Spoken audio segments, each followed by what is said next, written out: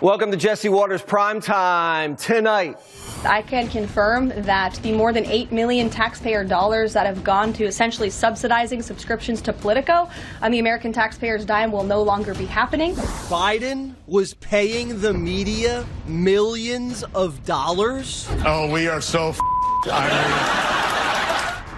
With this executive order, the war on women's sports is over. It's only Wednesday. What'd we miss? What a nice picture this is, huh, Governor? Very much prompted by or a result of many things, including our advocacy for what needs to happen in the region. The unedited 60 Minutes interview of Kamala Harris. Wow. Okay, whoever's in the dining room. Okay. Plus, Do I have something in my teeth?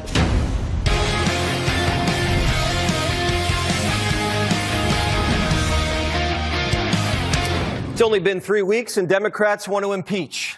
Today, Democrat Al Green, not the soul singer, announced he's introducing articles of impeachment against Donald J. Trump because he said he wants to turn the Gaza Strip into Gaza-Lago. Democrats were already losing their minds after Musk froze their foreign aid slush fund. We will not shut up. We will stand up. We will speak up. We will rise up. What's dangerous is that people who work for USAID are wearing masks to protect themselves from Musk. This is a dictatorship in the making. We're not going to have apartheid in America anymore. Elon Musk has not been elected to anything. And who the hell does Musk think he is?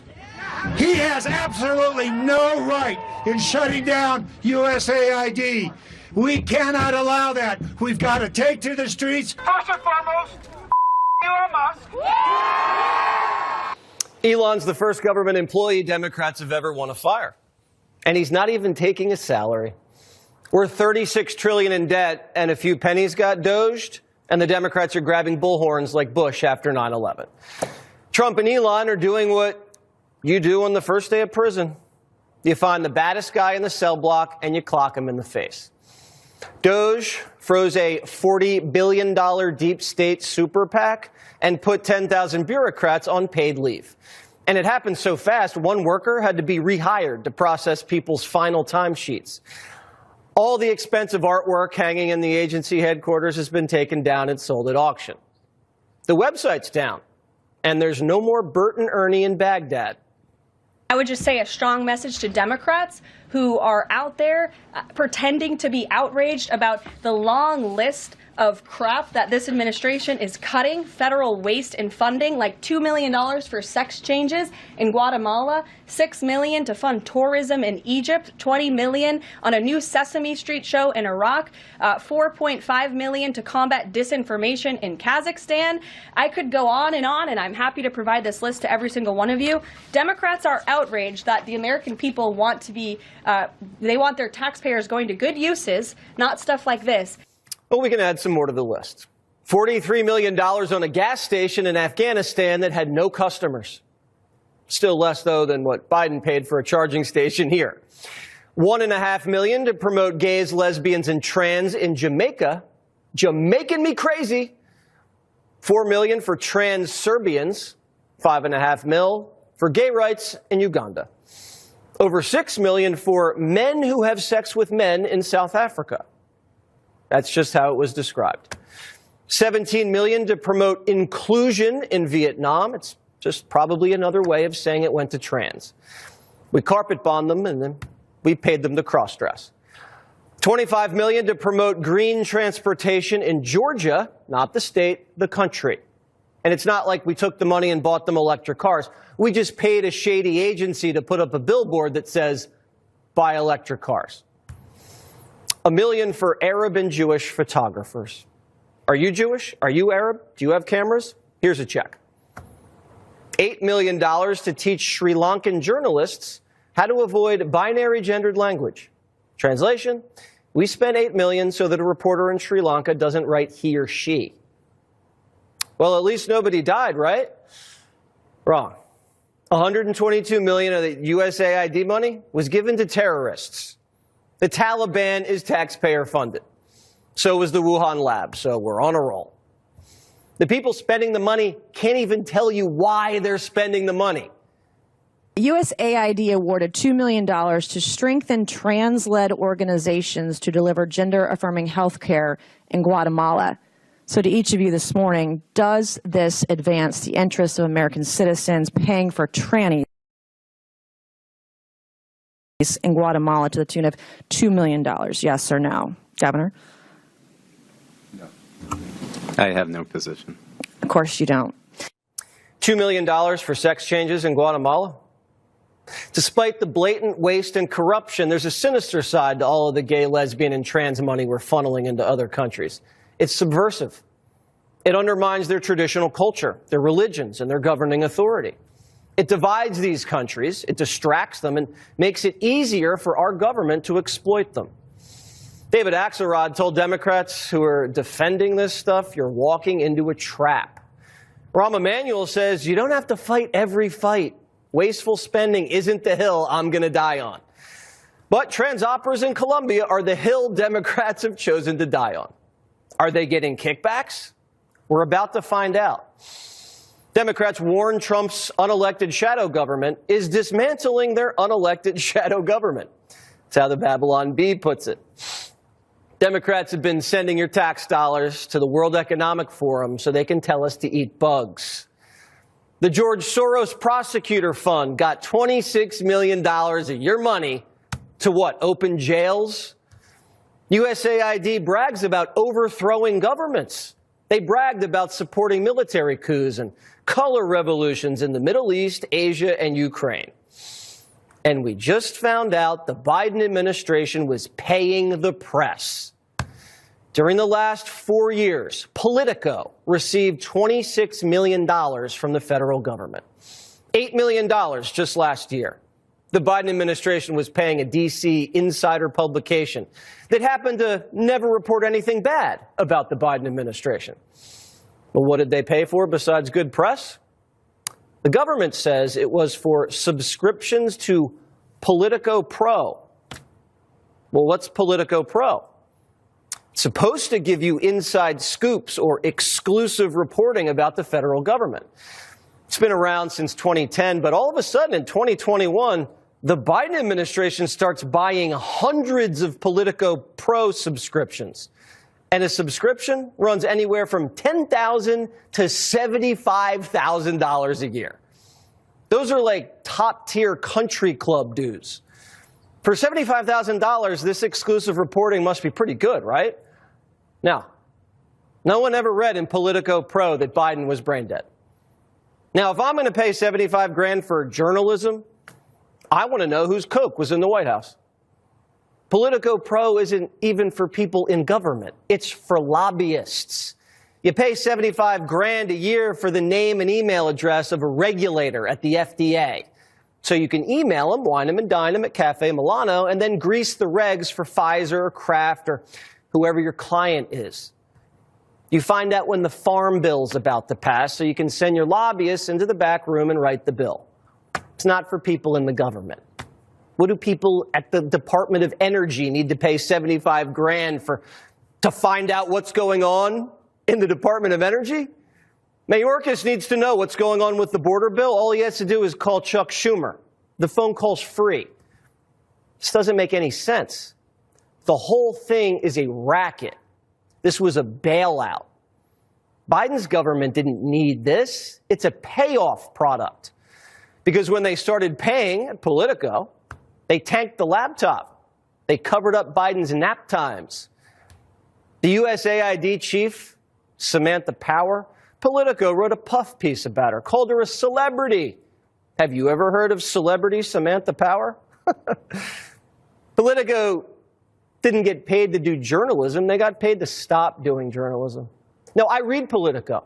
I read it every day. I like it. It's got good reporting in there. But I'm not funneling $26 million of taxpayer money over there in exchange for good coverage. I'm sure a few people at the federal government have Wall Street Journal subscriptions for $59 a year. not 75,000. And if you're trying to save a few dollars, share your password and logins with your staff. You don't get them all $75,000 a year subscriptions. Primetime reached out to Politico, and we didn't hear back. The White House says the government paying journalists, that's getting doged. So upon coming out here to the briefing room, I was made aware of the funding from USAID to media outlets, including Politico, who I know has a seat in this room. And I can confirm that the more than $8 million taxpayer dollars that have gone to essentially subsidizing subscriptions to Politico on the American taxpayers' dime will no longer be happening. The DOGE team is working on canceling those payments now. How critical is government funding to Politico's bottom line? Not sure. But on the day of the freeze, they couldn't make payroll for a couple hours. It's not just Politico. The New York Times got millions. BBC got money. PolitiFact was funded by the Biden administration. Biden was censoring you and funding independent fact checkers to call you a liar. Kamala took your money and paid Sharpton. Biden took your money, gave it to Politico, gave it to donors to build solar panels. The left somehow looks like one big astroturfed money laundering shell game. Remember, the CIA has a history of planning scoops with journalists. Disseminate propaganda to influence people's minds, and this is a major function of the CIA. You have contact with a journalist, you will give him true stories, you'll get information from him, you'll also give him false stories. You also work on their human vulnerabilities to recruit them in a classic sense, to make them your agent so that you can control what they do. 400 journalists cooperating with the CIA, including some of the biggest names in the business, to consciously introduce the stories into the press. Journalists were on CIA payrolls. Do you have any people being paid by the CIA who are contributing to a major circulation American journal? We do have people who submit pieces to American journals. So if intelligence agencies, which is kind of what the USAID is financing the American media, that's state-run media. And if Kamala would have won the election, the money would have kept flowing. Politico must have known that. They wrote puff pieces about how fantastic she was. I wonder if that was connected. Don't bite the hand that feeds you. Trump got elected and caught him. We're only in week 3. Who else is getting paid? Mark Moyer, he's a USAID whistleblower, and he joins me now. So, Mark, you started at USAID, and what did they do the first thing? Did they send you to DEI camp? Yes, and great to be with you, Jesse.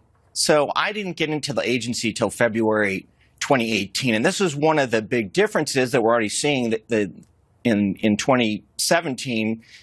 Trump administration was very slow to get into the agency. So I get there in February, and we have what's called a privilege walk as part of the orientation, where you are given an identity. Now, I was a Scandinavian woman, and so when they read lines like, I get discriminated against because of government services, or people don't look how I look. So you took a step forward if it applied and if it didn't. And so I ended up near the front, and the indigenous woman with unwanted pregnancy and the male prostitute were at the other end, and then we talked about our privileges. All right, so you were trained to be a Scandinavian woman in a privilege walk, not root out corruption. What kind of disguises do they use to fund these projects? I mean, do they just change the names of these things? Is there really some other reason we're doing this? Yeah, they're very effective at rebranding things. So in the first Trump administration, the priorities were support national interests, as they are now. Another thing was countering terrorism and promoting self-reliance. So I went to a country, just to give one example, they had a feminist women's book club that had been started under the Obama administration, and then they now said this is a counter-terror program because feminist women are key fighters in the battle against terrorism. Oh, yes, yes. What happened when you raised concerns that this thing was just a big corrupt money pit? Yeah, so I reported one of my subordinates for criminal conflict of interest, and I mean, the first discouraging sign was I was told, well, you know, that's nice you want to do that. Most people here don't want to report corruption. Now, they didn't tell me why. I later figured out it's because you get in a lot of trouble. So I was accused of publishing classified information in something I'd written 2 years earlier, which had never been subjected to any prior question. And so they ultimately used that to fire me. Now, the people who were engaged in the corruption managed to hold on to their jobs. And so there's a culture of corruption that says if you are going to criticize anything corrupt, we're going to come after you, and we're going to use the tools that are supposed to be used to go after criminals to come after you. So they ended up firing me based on this bogus accusation, and I've been in court for the last 3 years trying to get them to turn over the facts. And this is, of course, what we've seen with a lot of cases with Senator Ernst, for example. They refuse to turn over information to the courts or to members of Congress. And so this is why people are fed up. So they stonewall and then they weaponize classified information to take you down. That sounds quite familiar. How do you think DOJ is doing so far uncovering this fraud inside USAID? Well, from what I've seen so far, they seem to be doing a good job. You know, I do think you're going to need forensic accountants to go in there. It's probably going to take a long time because these bureaucrats have devised very crafty ways to hide money. So I was there in 2019, more than 2 years after the Trump administration came in the first time. We were still finding programs that the political appointees didn't know about. Now, you'd think you'd go in and say, okay, guys, tell us where the money is, but somehow, you know, that they will come up with some excuse why they didn't give it to you. And that's partly why I think you're seeing this more heavy-handed approach, because the people there were so good the first Trump term at hiding things from us and mislabeling them and slow-rolling them. And, you know, you also, I think the first term, some of the Trump appointees were frankly not as vigilant as they should have been. It seems like now there's a much stronger effort and a more concerted effort to go in and get all of the information. And we're finding out Politico was paid $26 million by the Biden administration. Can you come up with any legitimate reason why the Biden people are paying so much for Politico subscriptions? No, that is deeply disturbing, because I saw, including at USAID the first Trump term, Politico would often run hit pieces on people in the Trump administration, and they would source these from anonymous bureaucrats who didn't like what the Trump administration was doing. They're not at all an impartial news outlet. I think everybody knows that. And so I think certainly it's a welcome sign the administration is saying, hey, we're not going to do this. And you know, clearly, I don't think they've been subsidizing very, very many conservative news outlets or subscriptions. And but this, I'm sure it's going to get a lot more scrutiny and see who else.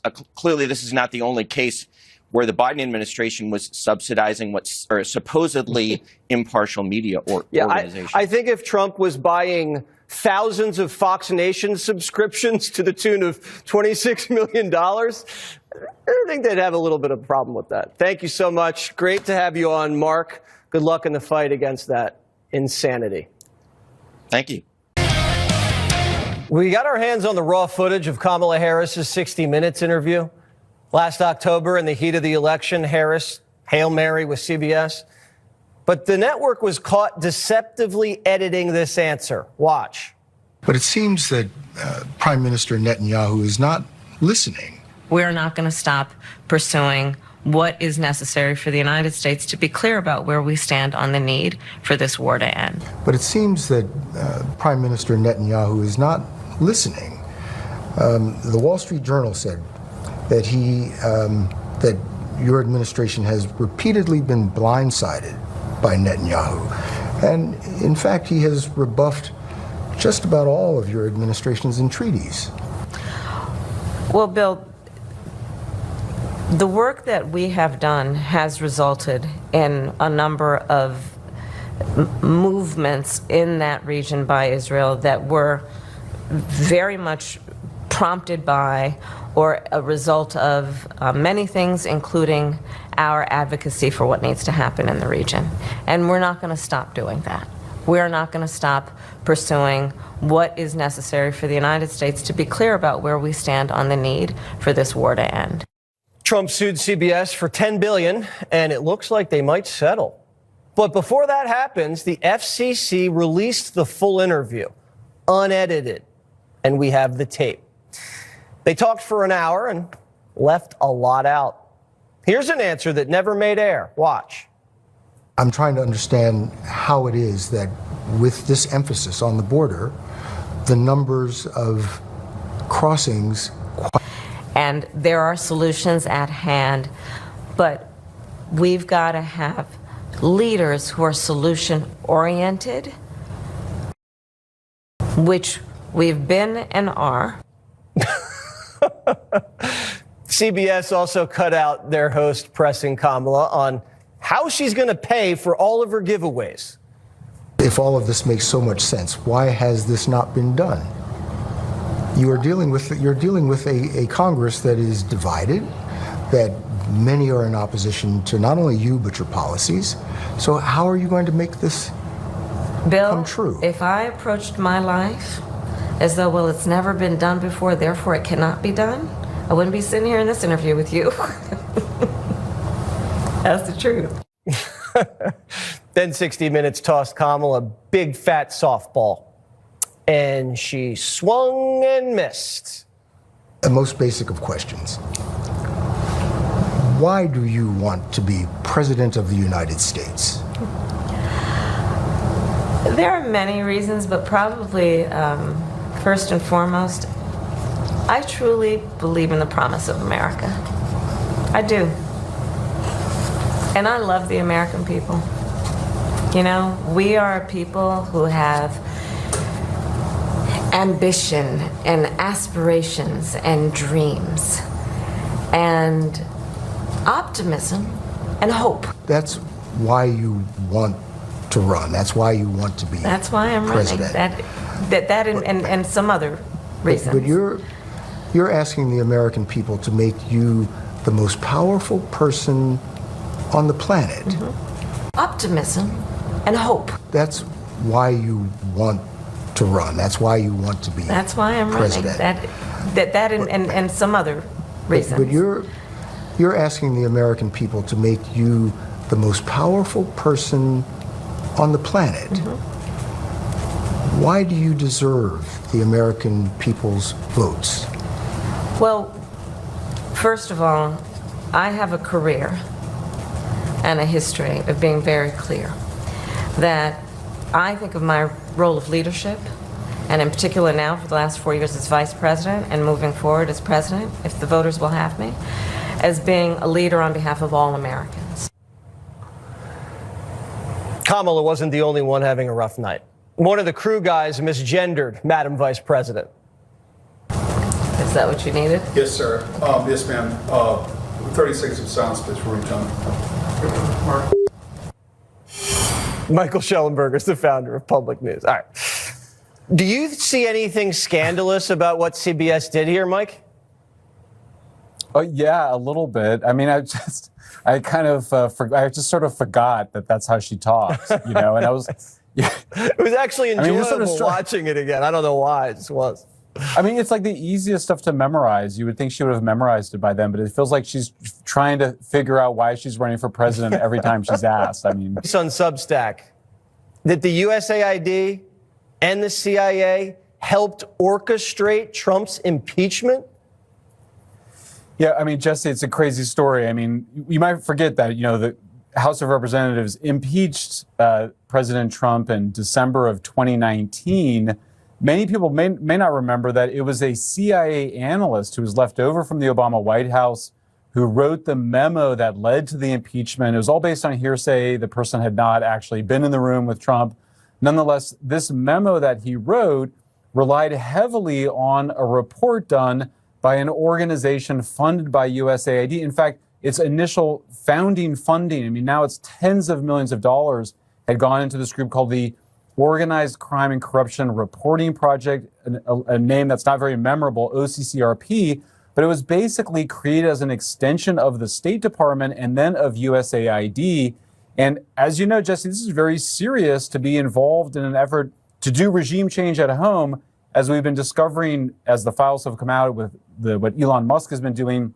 We know that USAID was really about regime change abroad. It was a kind of public-facing part, regime change operation like CIA, but not covert, more overt. Well, now you see a similar blowback, just like they did censorship abroad and brought censorship tools back home. They were doing this sort of thing abroad, creating a predicate, as the files have come out with what Elon Musk has been doing. We know that USAID was really about regime change abroad. It was a kind of public-facing part, regime change operation like CIA, but not covert, more overt. Well, now you see a similar blowback, just like they did censorship abroad and brought censorship tools back home. They were doing this sort of thing abroad, creating a predicate essentially for Trump's impeachment. So I think it's just one of many revelations that we'll see coming out in the next few weeks. So USAID was involved in regime change abroad and here at home. Very interesting. If you want to read more about what Mike's talking about, go to his Substack after the show. Don't go right now. Go after the show. Thanks, Mike. Thanks for having me. So how did the Trump-Newsom meeting go? Straight ahead. This week's been a whirlwind. It's only Wednesday. Since Monday, Trump started and stopped 2 trade wars, raided USAID, brought Bibi into the White House, and blew the media's minds with the MAGA strip. And today, our new Attorney General, Pam Bondi, says she's going to defund sanctuary cities and prosecute anyone that gets in ICE's way. And a few hours ago, Trump banned... Sports is over. With my action this afternoon, we're putting every school receiving taxpayer dollars on notice that if you let men take over women's sports teams or invade your locker rooms, you will be investigated for violations of Title IX and risk your federal funding. There will be no federal funding. The president was surrounded by female athletes of all ages when he signed the paper. Watch. Oh, I think we have a 10. We have a 10. God bless you, Mr. President.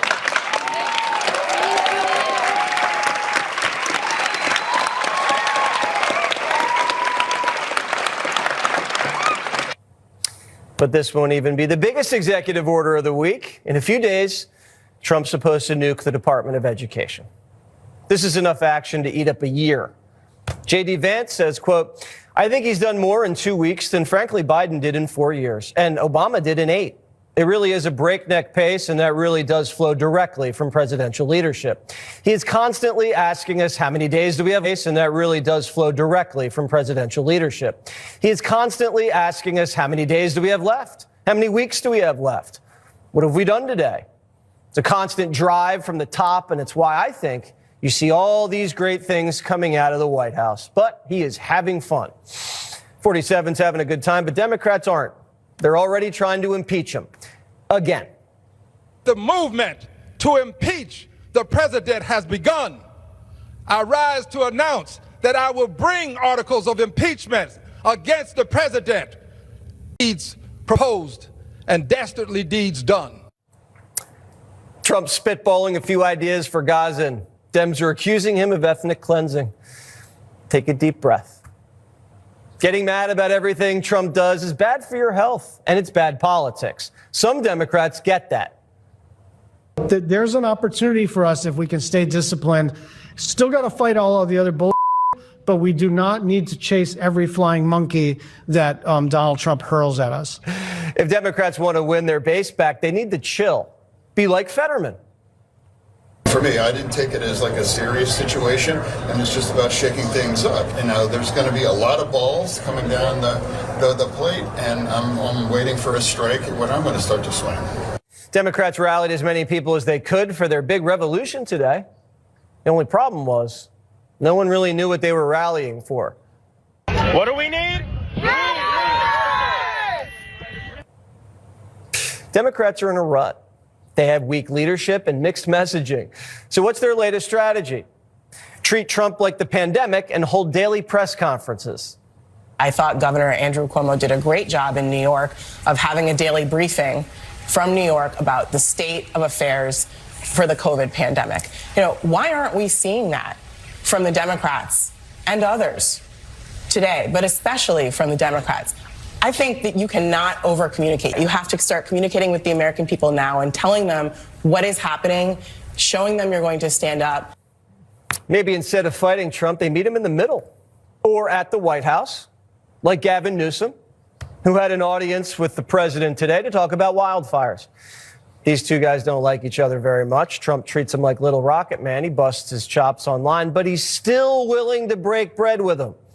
This is confusing for people, and that's the point. Nobody can get a read on Trump, even though he's totally transparent. It's what makes people uncomfortable, but it also forces them to change their behaviors and think outside the box. If you want to make everybody comfortable, nothing changes. And America voted for change. Founding member of DOJ and former presidential candidate Vivek Ramaswamy. All right, Vivek. You think about President Trump moving at a crazy pace. That's what they'll say. Think about the craziness of the last 4 years.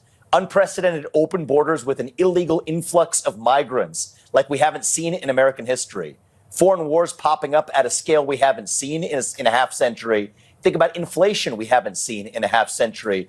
Combine that with backdoor government censorship using tech companies to do their dirty work through the back door that would make our founding fathers roll over in their graves. Starting with that, yes, President Trump does have to move at a fast and furious pace. I'm grateful that he is. And you know what? I think most Americans are too. What do Democrats at home care about? Not the elite using tech companies to do their dirty work through the back door that would make our founding fathers roll over in their graves. Starting with that, yes, President Trump does have to move at a fast and furious pace. I'm grateful that he is. And you know what? I think most Americans are too. What do Democrats at home care about? Not the elites, but the actual Democrat voters at home. They care about their lives actually being more secure, more prosperous, and better. That's what President Trump's delivering, and it's why I think he's going to unite the country in the process. So Democrats are going to the mattresses over foreign aid. A lot of that foreign aid probably winds up in their pockets. We'll find out more later. When you hear about Politico getting paid by the Biden people $26 million, does that make sense? Of course it doesn't make sense, and that's part of the point of why it's been so non-transparent, Jesse. The idea of foreign aid, in some sense, I don't think we should be using our taxpayer dollars even to help people in foreign countries when we should be helping our own citizens here at home first. But the irony is it's not even going to help starving children in Africa or poor people in other countries. That's just the smokescreen and the excuse to actually carry out a political agenda through the back door. I think it was shameful that we're finding about state-funded media here in the United States. But I think equally bad is the fact that we're using that USAID, that foreign aid industrial. It's the financial cost. That's bad, but that's the least of it. It's actually the other effects of that illicit foreign aid that's hurting the United States even geopolitically in other ways. I'm glad it's coming to an end. We've had 4 years to complain about this. Now we've had 2 weeks, soon 3 and 4 weeks to actually fix the problem. That's why the people sent Donald Trump in.